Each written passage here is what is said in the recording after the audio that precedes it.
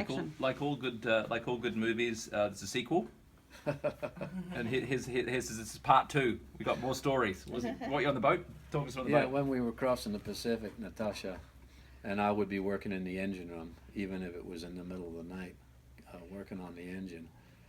Tasha would be right there. You know, I'm down low, and she'd be hanging in from the wheelhouse.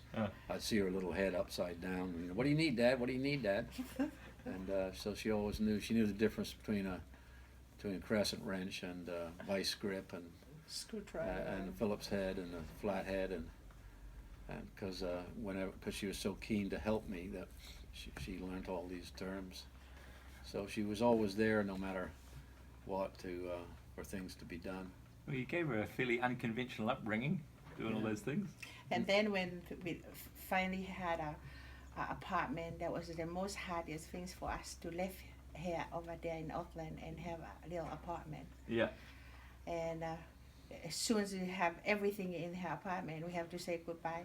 Dad went up and brought a tool Box. box and then give it to her and said, That was her birthday present.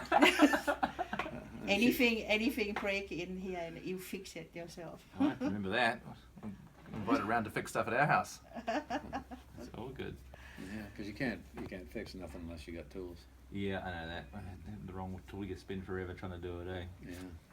Ah, cool. So Tasha's pretty good at fixing stuff. Well, there you go. Dan, you're off the hook.